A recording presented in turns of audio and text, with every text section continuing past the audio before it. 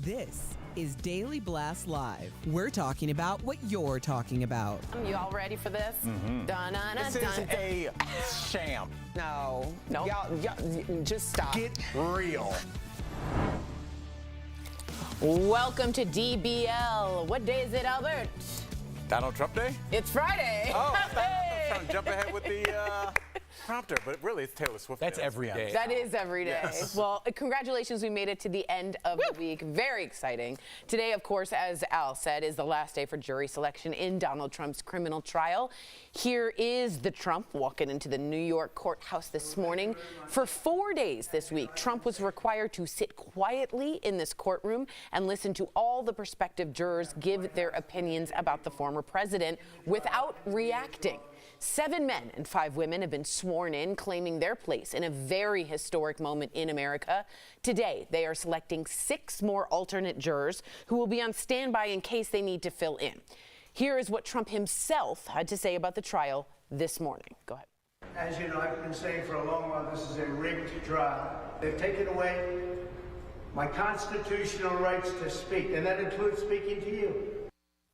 He's referring, of course, to the gag order to protect the jurors. These men and women hold Trump's fate in their hands. Do you really think they were able to find a fair and unbalanced jury? Now, I have some additional factoids here. We have a little bit of a makeup of the jury. Go ahead, Samantha.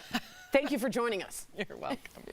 Okay, so it's 7 men and 5 women. And when you look at their careers, it's a very professional, intellectual group of people. So we have 2 corporate lawyers, a male that works in sales, an investment banker, security engineer, teacher, software engineer, retired speech therapist, someone that works in commerce, project development manager. Also, here's a couple anecdotes that are causing some concern, whether you're on Trump's side or not.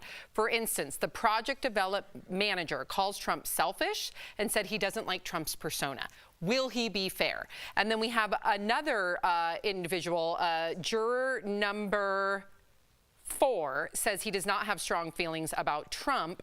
So that's not the one I was trying to find.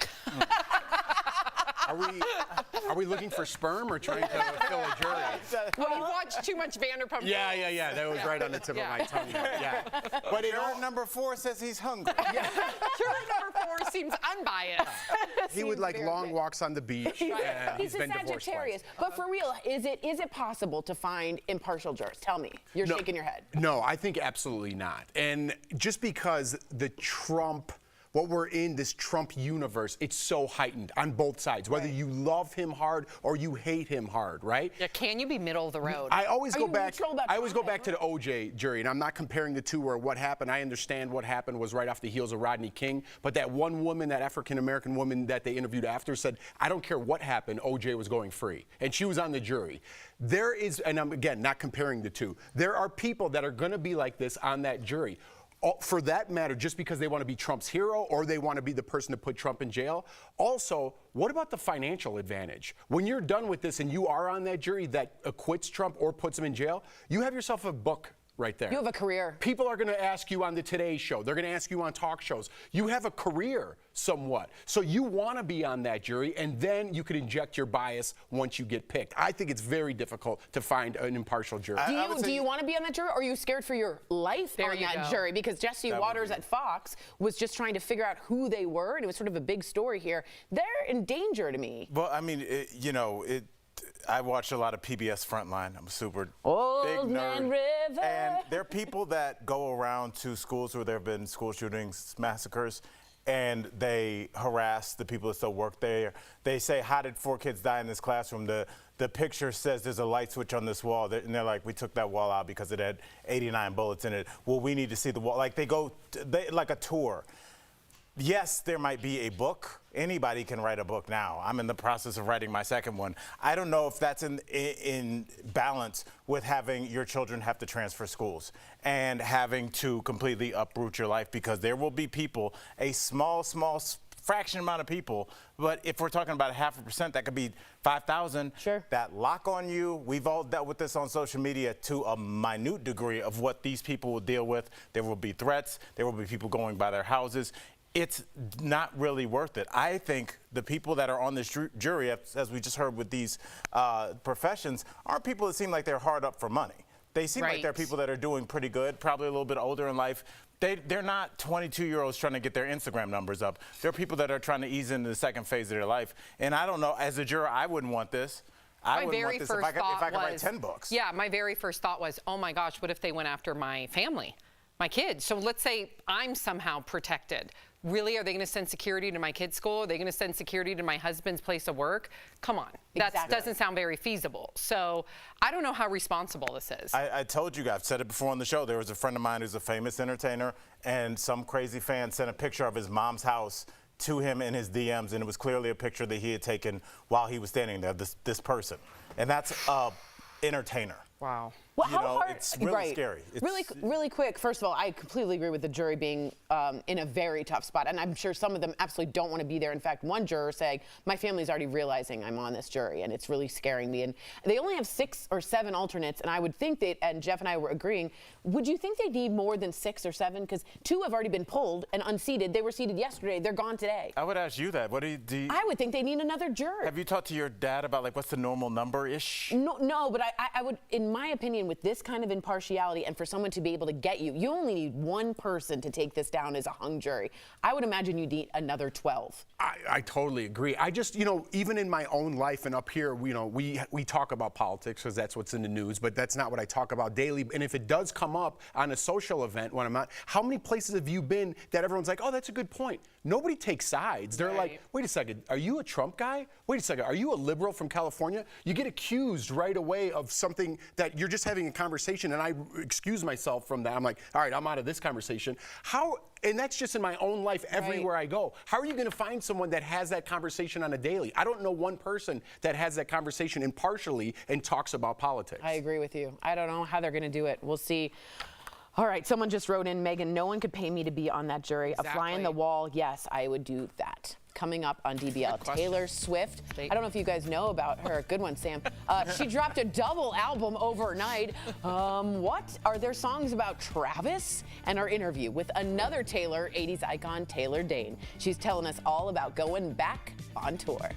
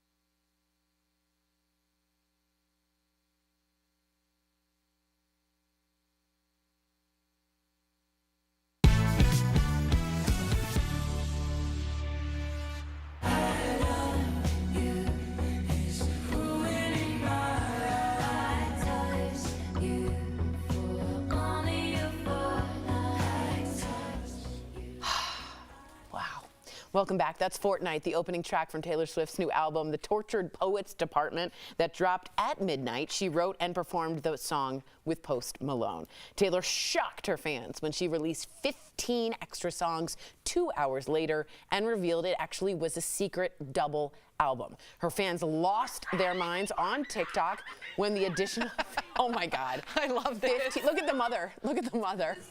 15 songs were released and others could not contain their emotions. As in true Taylor form, she's crafted songs that deal with heartache and breakups. Many fans have already dissected her lyrics and claim that they have to do with her ex, Joe Alwyn, and her short-lived romance with rocker Maddie Healy. But Taylor assured her fans on social media, there's no need to come at these guys because, quote, there's nothing to avenge, no scores to settle once wounds have healed, and upon further reflection, a good number of them turned out to be self-inflicted.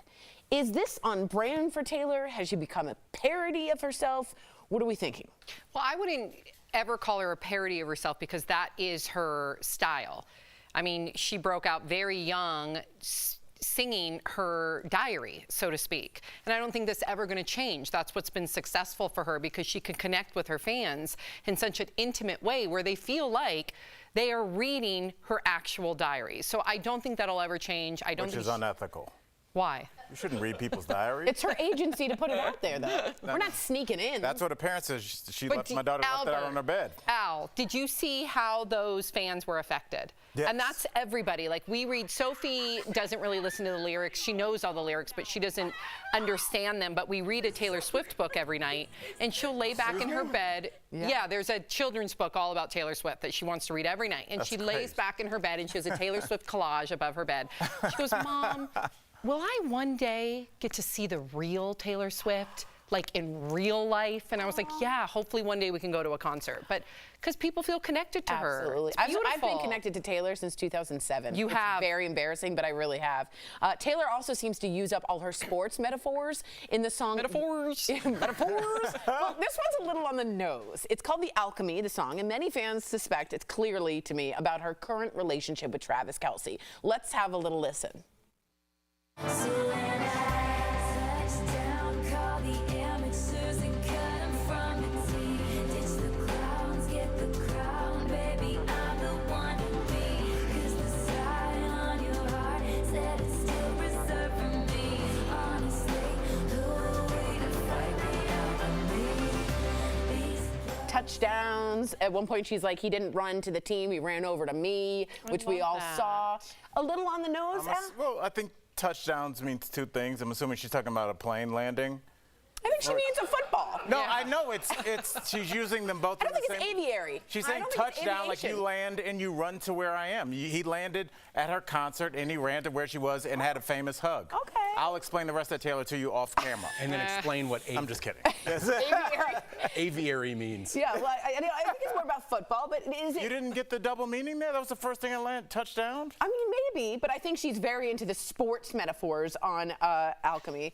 I also want to just ask, is it a little on the nose for you guys? For instance, Joe Alwyn famously went on a podcast and said, a group of my guys, we have the Tortured Man Club. She names her album, her ex, the Tortured Poets Department. Is it a little on the nose? Is it crazy? I almost want to talk about politics. Man, what do you think, Tori? I mean, this is your day. Politics and Taylor Swift in one day? And it's Friday. I might have a charcuterie board after this. Okay, I love Taylor, but I appreciate more of her sophisticated albums. I'm sorry, her songs. And when they're a little bit like, touchdown, you're the best on the team. I don't want her to become too junior. Because I know a lot of kids, though, like her. Yeah. I want her to be more speaking my language, but she used to play both. I agree with you. She has to play both because someone like Sophie, that's probably going to be her favorite song. Exactly. Because she can hear the enunciation, she can repeat it, she knows all the words. Something that's a little bit more complex. I'll have to explain to Sophie what alchemy means. She goes, Mom, what's alchemy? And I'll have to say chemistry, whatever. But so I do. What is it? It's when you turn things into gold. It's the, oh, yeah, that's right. Like smelting gold? Correct. You're trying to find things to move I watch Gold Rush. Good for you. So I think Taylor, in my opinion, I have not listened to the whole album. album, but just from what I've heard, I think she, again, I'm late to the bandwagon. I am on that bandwagon. I will just say this really quickly. doesn't I make just think it's like The Simpsons. to the bandwagon? You should be able to enjoy it on a number of different levels. I try. 5-year-olds can watch The Simpsons and just laugh when Homer falls. True. But also we can watch The Simpsons True. and realize that there's like innuendo with the things they're saying. So that's true brilliance when you're writing. So we'll see. I haven't heard it yet, but it's interesting. Well, I hope you listen to it swiftly. There. Coming up on DBL. Double meaning. Taylor Dayne is going back on tour. She celebrates the 35th anniversary of Tell It to My Heart. Tell me I'm the only one. I like love.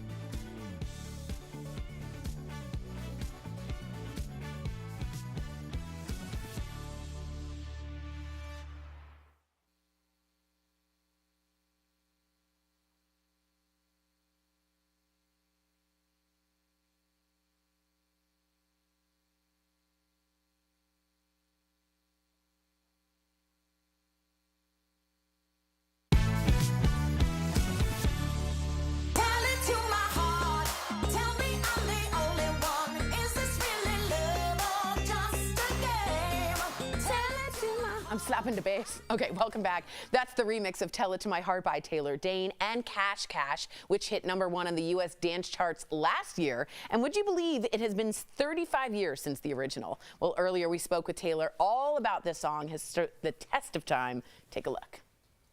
Joining us now to talk all about this timeless classic is the one, the only Taylor Dayne. Welcome back, Taylor. Oh, thank you guys. How are you? Oh, we are great now that we're seeing you. So Tell It to My Heart recently turned 35. I'm so sorry. I was so excited to do that. Why That's do you pretty good. I'm not going to lie. Oh, Tori. Miss Dayne. Thank you, Miss Dayne. Why do you think this song, though, has lasted so long as a pop hit? The whole studio goes crazy when we hear it. I don't know. It's just, I'm blessed. It's a classic song. And we have many of those when we hear, you know, if Michael Jackson comes off the wall of PYT, we run out to the dance floor. Yeah. And Tell It to My Heart is one of those, run out to the dance floor and turn it up. You know, it's just, and I have a few of those and I'm ever grateful. And it's 35 years. And can you believe it? Where were you in 88? You know? That's crazy. I was singing that song on the playground. I was singing it in the bath. Always in the playground. I know you were probably junior high, or you were sneaking your girlfriend. You know, your sister's 12 inches. Your brothers, they had all the music going, or you were in the club at 15, because that's exactly. Yeah, I was jumping on my bed singing with my microphone. Yeah. So Love it. your look in the music video defined the era, and we know all fashion comes back eventually. So are you rocking any 80s inspired looks right now? If you mean pleather and leather and some rubber, and yes, of course. I will show you my thigh highs, and you can decide. But Hell yes. yeah. But I mean, I'm not. this is, you know, to be an artist and to be, you know, selling out, you know, venues and touring like this in Vegas and whatnot, and having residencies and seeing these fans evolve over 30 years, you know, like these are children that come and sit in the audience now that are now a 20-year-old or a 15-year-old, you know, over 35 years, people have grown, their families have grown, LGBT community has grown. Like I've watched a lot, I've seen a lot. It's amazing. It's amazing to be part of this, and I'm very grateful. So to be Taylor, here. I'm very curious. Is there anything from the 80s that you'd like to see come back? Like I'm rocking the Miami Vice today. You know? You think that's Miami Vice? You're going all the way. That's Don Johnson. I mean, if that's 80s look, I don't think so. I think that's a timeless look for a gentleman. A little scruff, little. Yes. He actually got a chemical peel. I did. I got some laser work done, so no need to go in detail. But is there something Who doesn't do a little of that anymore? Let's be honest. Amen. 2024? But is there something that you'd like to see come back? What do you mean, come back? I mean, I'm out Leg there with warmers, big I'm hair. out there with, like, I'm talking to Donnie Wahlberg, you know, New Kids on the Block. I mean, it's like, yeah, I just did a song on their record. I'm so excited. Wow. That comes out in May, and you know, hopefully I'll go out and do a couple of spot days with them while they're on tour. I'm on my Love Me tour right now, finishing up, and I drop a new record on the 24th. We're in it. Yes. Yeah, so let's get to that. Good. You're on that Love Me tour this year. Where do you like to perform the most? And you mentioned, are there going to be more boy band cameos like Joey Fatone? Well, I went on stage with AJ and Joey. Oh, that was me and Joey and I have been friends for, I guess, like 15, 20 years. Aww. I mean, how long is you know, you really forget. Look at him with that waistline. I love Joey. Well, we actually played at Broward a couple of weeks ago. They had a show, and I was in Miami at the same time, and I happened to have a place here. And then I went back and I joined them on stage, and that was a lot of fun. It's just friendships and getting that opportunity to collab with your friends and actually stretching it and challenging yourself and working with some other artists. I love it. I love it. And let's shout out Kelly Clarkson. Shout out. Yes. You saw that duet. Yes. We're so excited over here. Congratulations, Taylor. Thank you for coming back. DBL Nation, catch Taylor Dayne this summer on the Love Me Tour. Get your tickets now at taylordayne.com, and be sure to check out the Capitol Sessions coming out on April 24th. Thank you again, Taylor. We'll be right back. Thanks, Taylor. Thank you. Hey, no more fighting. Always.